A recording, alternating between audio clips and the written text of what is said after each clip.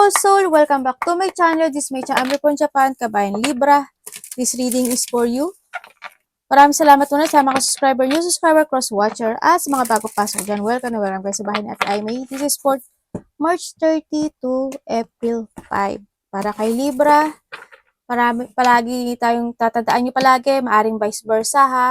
Nangyari o mangyari pa lang. Or pag hindi naman nag-connect sa'yo at hindi nangyari, ibig sabihin hindi mo energy to. Gawin nyo lang itong guide. Hindi ang card o kami mga tarot reader ang magbabago ng buhay nyo. Kami ay isa lang guide para sa inyo. Tingnan natin ang energy mo, Libra, this week.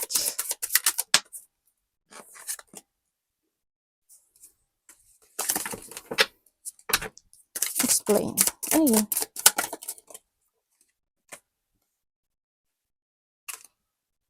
Okay. Okay, ang energy mo this week. Ang nakikita ko sa'yo.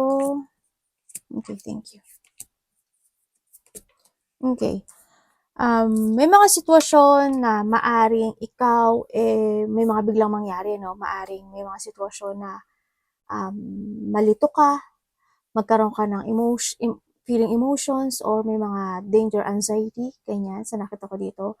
O may mga malalaman ka this time na isang mystery or revelation. May mga mysteries unveiled happens this time. Sa nakita ko sa iba sa inyo ha. And then dito na rin yung sitwasyon na may mga pag-iisipan ka o pag-aaralan ng mga bagay o sitwasyon na gusto mo nang i-let go or you need, no? O tapusin. O may mga bagay na magkakaroon ka ng self-evaluation, ganyan. Magkakaroon ka ng awakening this week sa iba sa inyo, yung energy nyo. May mga pag-iisipan kayo. No, sana wag niyo i-rush, no? Sa nakita ko dito. May mga pag-iisipan kayo or iba sa inyo is magiging impatient this time sa mga action o mga gusto nyong gawin pa sa pananalita. Ganyan, ingat din kayo sa pananalita, no? Sa nakita ko dito. And then, sana walang sadness talaga, no? Ang energy mo kasi it's more on sadness, ganyan. O kaya may mga biglang decision making, may mga ma-impatient ka. Basta, you need to be aware sa mga salita mo, sa emotions mo, ganyan.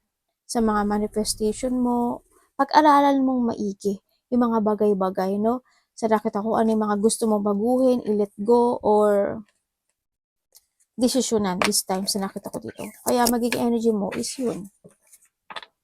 Baka magkaroon ka na mga decision making na hindi mo planuhin, mga biglang mangyari. Aksyonan, no? Kaya sinasabi dito, you need to be aware. O kaya may mga bigla kang masabi o mailabas sa bibig mo na makasakit sa iba, diba? Ganun. O may mga bagay na hindi kasi it's more emotion eh. Sa iba sa inyo may malalaman kayong katotohanan. Baka biglang maganap na tapos bigla ka doon ka matauhan bigla, ganun pala. Yun. Tingnan natin ang parating sa'yo.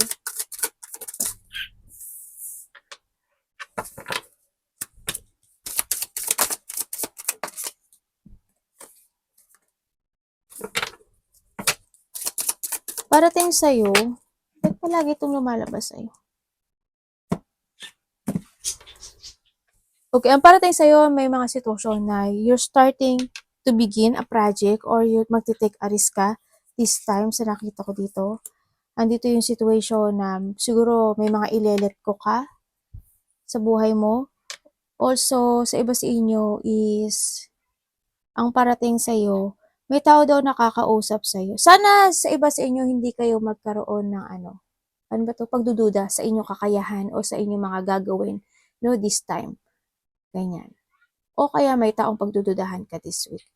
Yung iba sa inyo, may taong babalik dito o may taong kakausap sa'yo. Tao to sa nakaraan or karelasyon mo to. Yan. Gusto niya ng union or gusto niya, ano yan anak? Ano ba yan? Gusto niya ng union o getting together? Ganyan nakita ko dito. Ang parating din sa'yo. Kasi meron din ako nakita coming home. Celebration, fun, happiness, or iba sa inyo is may mga makakaramdam ka ng happiness, or there's a community, surprise parties, event, o kaya reunion, ganyan. O may darating na galing probinsya, or ikaw uwi ka ng Pilipinas, or kung nasaan ka mang lugar, o probinsya ka man, ganyan, o sila pupunta sa'yo, mga gano'n sa nakita ko dito. Parating din sa'yo, there's a excitement situation ako nakikita dito. Yan, may mga exciting ka na gagawin o mararamdaman this week sa nakita ko dito. And baka mag-i-start ka na rin mag-save ng money, this time sa nakita ko dito. Or you need mag-start na ng pag-iipon ng money. Baka iba dito, nag-iipon kayo ng money kasi gusto niyo bumili ng bahay, magpagawa ng bahay, o maglipat ng apartment, o ng lugar. Ano dapat iwasan ni Libra?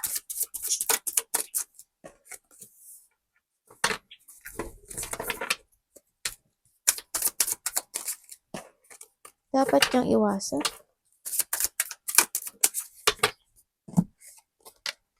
Okay. Dapat mo daw iwasan yung hindi ka magbigay ng effort and hard work para magkaroon ka ng pagbabago sa buhay mo. Kumbaga, mag-action ka. Huwag ka lang manifest ng manifest, no? And dapat mo rin iwasan yung mga, yung hindi ka magpakatotoo sa sarili mo, hindi ka makapagsalita sa mga gusto mong sabihin. Iwasan mo din yung mag-isip ng negativity, ganyan. Iwasan mo din yung isang sitwasyon na hindi ka magkaroon ng development when it comes sa sarili mo. Kumbaga, may mga bagay na kailangan mo na i-end, o may mga bagay na kailangan mo i-work hard o i-develop, o hindi yung sitwasyon na you need to focus sa mga bagay o sitwasyon sa buhay mo para magkaroon ka ng 10 of Cups. Kumbaga, put some effort, no? And it's up to you to make it happen para magkaroon ka ng happiness into your life, sinasabi dito. Ang kailangan dito is just need more trust to your intuition, be confident, speak out, and strength. Siyempre, strength dito. Sa nakita ko dito. Kailangan you need to focus and commit sa mga gagawin mo this time. Huwag ka lang manifest ng manifest, siyempre. Hindi yung darating ng kusa sa'yo kapag manifest ka lang ng manifest. Be creative, kumbaga. Be creative. Tingnan natin ang love ni Libra.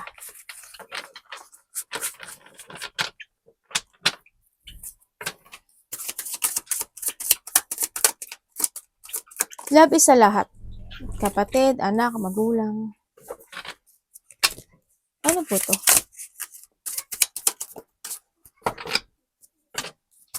Tapos na to?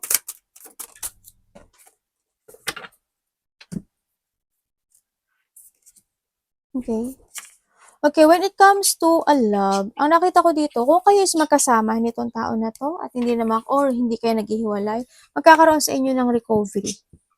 Ganon, sa nakita ko dito. Magkakaroon kayo ng recovery. Dito. Or, kasi kaso, andun pa rin yung emotion. Isa sa inyo magiging stuck pa rin doon sa emotion na yun, na masakit, na nasasaktan ka, na nalilito ka, ganyan. Pero magkakaroon sa inyo ng pagbabate or recovery nitong tao na to. Magkakaroon ng pagsasaayos. Kung kayo naman, nagkahiwalay nitong tao na to, sa nakikita ko dito, itong tao na to, maaring gusto kanyang makausap, no? Kasi itong tao na to is nakikita ko sa kanya, naiisip ka pa rin niya. Medyo magulo yung isip niya sa nakita ko dito. Ngayon, nagkakaroon siya ngayon ng isang situation na thinking kung kailangan kanya bang i-let go o kailangan niya makipag-communicate sa'yo. Gano'n. Nagkakaroon siya ng self-imprisonment dito at naghahanap siya at nagsisiyasat siya sa sarili niya kung paano kanya kakausapin, anong gagawin niya. Pero sabi dito, you need to be aware. Sa nakita ko dito. Yun. O maaaring ikaw ito ha, sa nakita ko dito. Kumbaga gusto niyan magkaroon kayo ng recovery nitong tao na to. Pero ang nakikita ko sa kanya, naging option ka nito. Hindi ko lang maintindihan bakit hindi ko nakikita yung love sa kanya. Hindi ko nakita. As in, hindi. Kinontrol ka ba nito? Parang may pagkokontrol ako nakita dito eh. Parang nilagay ka niya in an option situation.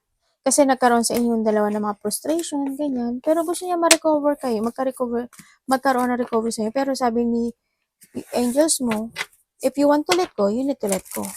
And you need to be aware. Ano ba itong mga card ko? Nagbaliktaran. Tingnan natin ang iyong money. May nakikita ako na, ano ba to? May taong nakasurvive dito. Hindi ko alam in what way siya nakasurvive. Pero siguro kung may sakit siya, nakasurvive siya. No? May survivor ako nakita. And then, may nakita kong rehabilitation, nagpapadoktor, nagpapahospital. Money ni Libra. Wala. Money.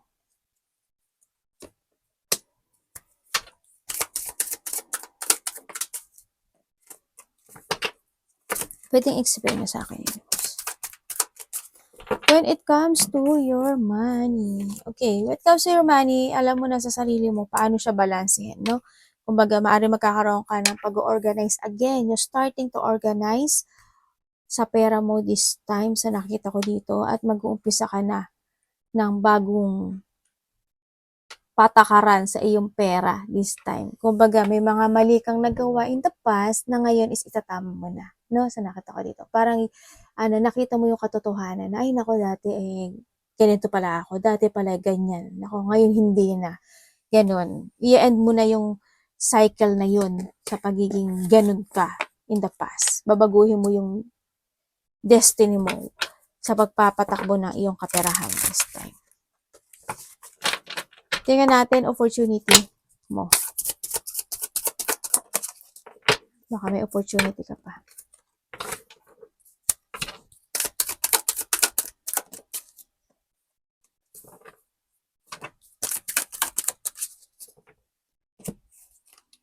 Okay. Yung iba sa inyo, ang nakikita ko sa dito is you want to be independent. Kaya magiging very independent ka and you're starting to create again yourself dito sa nakita ko dito. May tao dito na matigas ang ulo, no? May taong irresponsible, may taong tamad, o baka ikaw tamarin ka. Yung nakita ko sa iyo, may tao na or maybe you, no? Or you're feeling stuck. Ganyan. Sa nakita ko dito. Or maybe dati you're stuck in a situation and now you magkakaroon ka na ng freedom, mag-i-start ka na ng sarili mo, ganyan. Sa nakita ko dito. May tao nagsisisi dito. Gusto niya makipag-ayos sa'yo. Andun yung regret niya at nagsisisi na daw siya at gusto niya uli ng union sa'yo at pakikipag-ayos. Namimiss ka daw niya. And I'm sorry daw. Naghihintay siya. Ini-spy ka nito. Ganun. Makaka-receive ka daw ng text message. Maring sa tao na matigas ang ulo o irresponsible. May taong, may taong nag-gamble ka ba? Or may taong gambler? Or handin yung sitwasyon na may mga bagay o sitwasyon sa buhay mo na in the past hindi nag-success and now is i-release mo yung sarili mo o kumbaga magkakaroon ka ng freedom dun sa bagay na yun.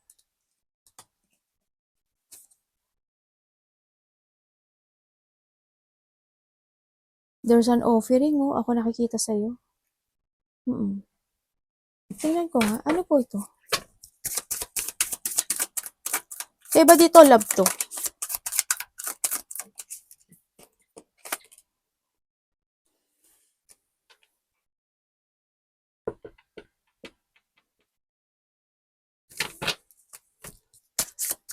May tao dito na na mag-o-offer sa sayo.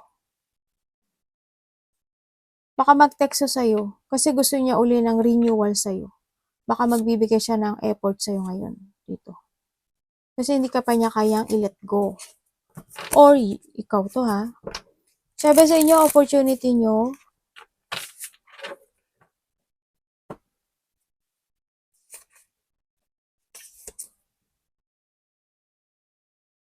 Ang opportunity na nakita ko sa inyo dito is there's a reward or success ka na marireceive this time. Dito. Kumbaga, you will enjoy the reward and success na meron ka ngayon. Hindi man siya ganun kabonggenyos sa nakita ko ito, pero mai-enjoy mo yung life mo this time o yung mga marireceive mo, lalo na when it comes to a money.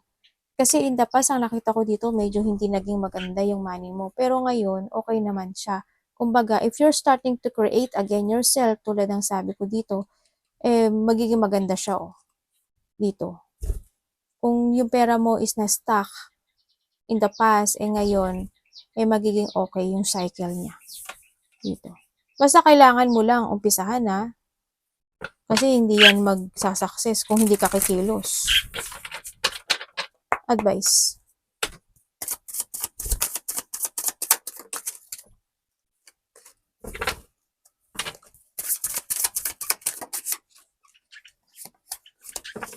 Advice po kay Libra. Okay, ang advice sa iyo is, tatandaan mo, habang nabubuhay tayo, kailangan mo daw na you need to live and learn. Kumbaga, it's time mo na magkaroon ng growth, commit yourself, kailangan mo mag-commit sa sarili mo. No, nagkakaroon man ng mga shattered ng dreams mo o nagkakaroon ng hindi pagkakaintindihan when it comes to a relationship or to family or hindi mga sitwasyon kung nagkaroon na ng separation sa iba. Pero, don't give up. You need to keep fighting. Tandaan mo, you are the survivor. Kasi yung mga nangyayari na yun is learning para sa atin, no? And this is the time na rin na kailangan magkaroon at mag-focus to organize o protektahan yung sarili mo or magkaroon ka ng pagpapasya or magkaroon ka ng instruction sa buhay mo this time at magpakatatag ka daw dito, no? And then sinasabi dito na mag-commit ka sa mga tao na alam mo na papahalagahan ka at bibigyan ka ng pagmamahal. Doon ka daw makipag-collaborate or makipag-dealing sa mga tao na yon. Wag sa mga tao na hindi ka binibigyan ng importansya o yung mga tao na nasasaktan ka lang. Pahalagahan mo yung sarili mo, pahalagahan mo yung money mo, pahalagahan mo yung mga tao na nagbibigay sa'yo ng pagpapahalaga.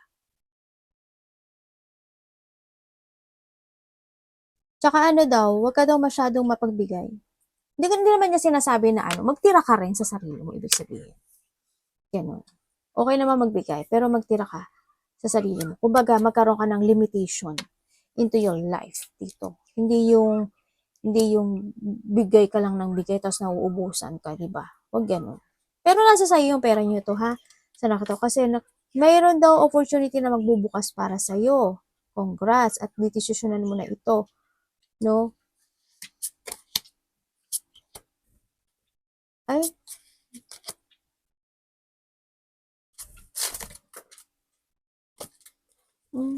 Okay. May mga marireminizing ka daw o may mga mamimiss ka na tao or someone is missing you dito. Yun ang nakikita ko. Yun ang advice.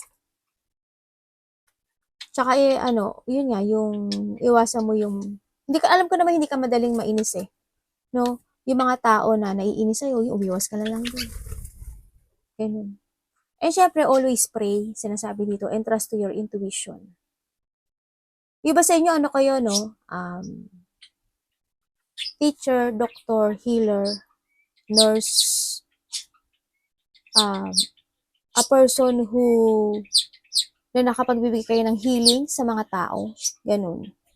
Ang nakita ko sa iba sa inyo. Parang kayo yung, o kaya nagbibigay kayo ng advice o nagbibigay kayo ng ano ba dito? Mga payo na galing sa Diyos, mga ganun. Parang ganun yung nakikita ko sa iba. Arigatou namaste, God bless.